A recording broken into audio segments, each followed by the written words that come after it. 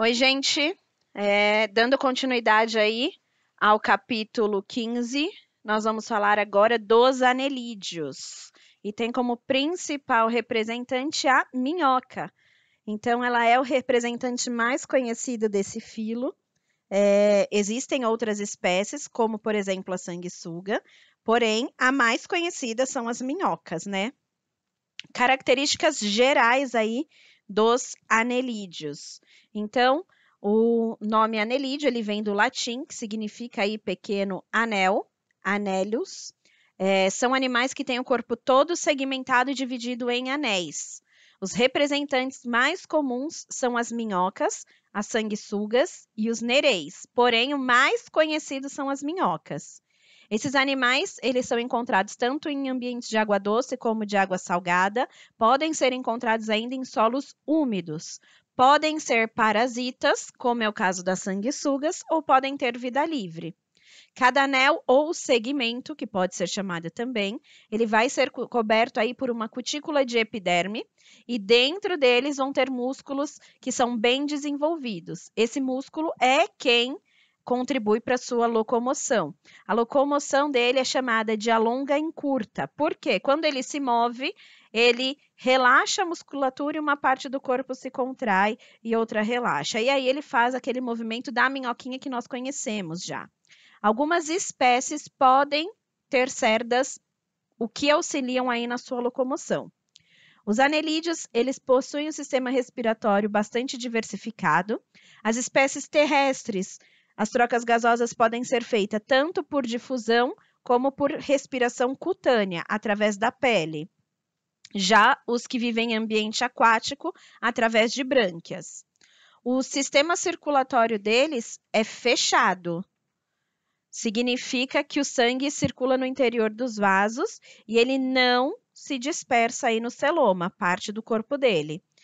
Eles têm no sangue a hemoglobina, porém eles não possuem hemácias. A hemoglobina é uma proteína que dá coloração vermelha ao sangue. Esse sistema ele vai ser formado por dois vasos, um dorsal e um ventral, com exceção aí dos oligoquetos que tem 3 vasos. Além de um conjunto de vasos contráteis que bombeia o sangue pelo coração. Que bombeia o sangue pelo corpo, e eles são chamados de corações contráteis. Não são corações, são vasos que recebem esse nome.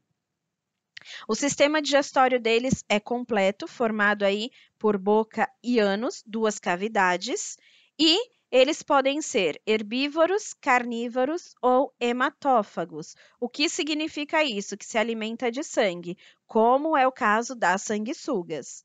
O sistema excretor ele vai ser composto por um par de nefrídeos em cada segmento e ele é responsável por retirar as excretas do sangue e do celoma. Eles apresentam um sistema nervoso ganglionar formado por um par de gânglios cerebrais em cada segmento, de onde vão partir 2 cordões ventrais. Aqui a gente tem tudo isso que eu falei para vocês, ó. Então, o cordão nervoso, a boca e o ânus, sistema digestório completo, os vasos contráteis que parecem corações, que são chamados de corações, não são corações, mas recebem esse nome. Eles têm faringe, vaso ventral, que fica na parte de baixo do corpo delas. Tem o clitelo, que é uma estrutura utilizada na reprodução. Papo, moela, que fazem parte também do sistema digestório. Vaso dorsal, que fica na parte de cima do corpo desses animais, fazendo parte aí do sistema circulatório. Bom, vamos falar da reprodução. A reprodução deles vai variar de uma espécie para outra, mas ela pode ser assexuada ou sexuada. E aí nós vamos dividir esses animais em grupos, 3 grupos diferentes, os oligoquetos, aquetos e poliquetas. E vamos dar aí as características de cada um dos grupos. Começando aí pelo grupo dos oligoquetos. Nesse grupo nós temos as minhocas como principal representante.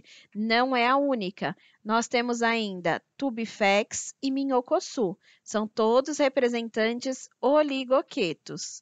Bom, eles apresentam cerdas curtas no seu corpo, porém em pouca quantidade. por cada segmento. Eles vão ser encontrados em ambientes aquáticos e terrestres úmidos. Eles não têm diferença aí na cabeça e na parte aí do ânus. A locomoção deles é realizada através do movimento da musculatura, com o auxílio das cerdas ao longo de todo o corpo. Como eu já falei para vocês, o principal representante é a minhoca. Ela tem o corpo bastante segmentado em anéis, a pele dela é bastante fina e úmida. As minhocas, elas vão viver aí sempre em locais que são bastante úmidos. Por quê? A respiração delas é através da pele, é respiração cutânea. Uma vez que elas respiram pela pele, elas não podem ficar aí expostas ao sol, por exemplo, porque elas vão perder o vapor de água, vão perder a água do corpo e, obviamente, vão morrer. Por isso que a gente não vê a minhoca aí no solo andando livremente.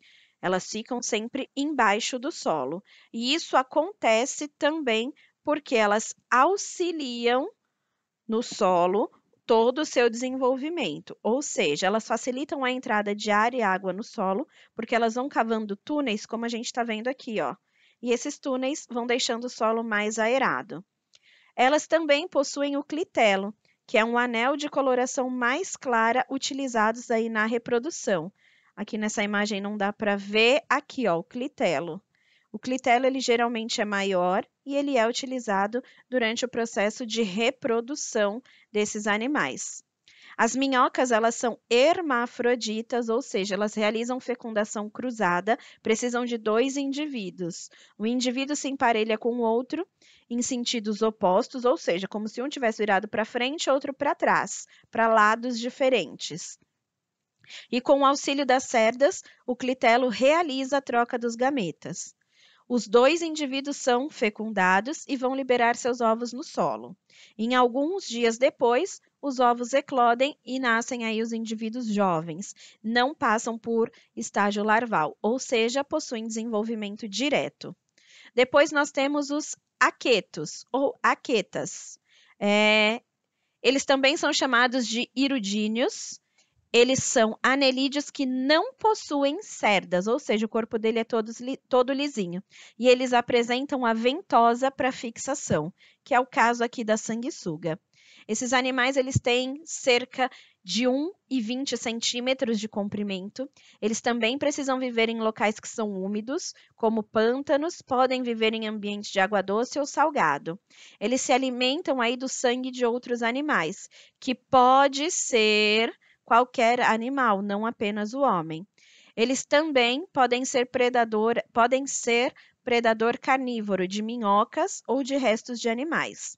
A reprodução desse grupo aí, dos sanguessugas, são semelhantes às das minhocas. São animais também hermafroditas. A sanguessuga no passado, ó, ele fala aqui, ela era utilizada na medicina. Tanto na medicina ocidental como na oriental. Então, existem aí registros dessa prática desde 1500 a.C.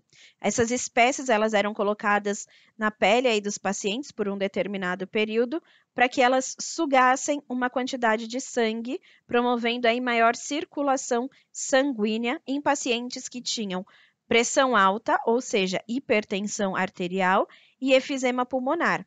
Atualmente, elas não são mais utilizadas na nossa medicina e elas são utilizadas apenas em tratamentos que são alternativos. Na medicina tradicional, não. Professor, andei num lugar e uma sanguessuga grudou em mim, o que eu tenho que fazer? Ou eu espero ela se desgrudar sozinha e eu não posso puxar ela. Por que eu não posso puxar? Porque ela está presa através dessa ventosa, ó. Ela fica bem fixa a pele. Se eu puxar ela, eu posso arrebentar o corpo dela e a boca dela vai continuar presa aqui. Ah, e se eu queimar? Não, não posso queimar. Eu tenho que ir aí com uma pinça, com a unha, com alguma coisa para que eu vá descolando parte aí da boca dela, por onde ela fica presa, e aí sim eu consigo soltá-la. Não consegue fazer isso sozinho, dependendo de onde ela está, obviamente. E o último grupo aí é o grupo dos poliquetas. Esses são animais que possuem bastante cerdas aí no seu corpo, em cada um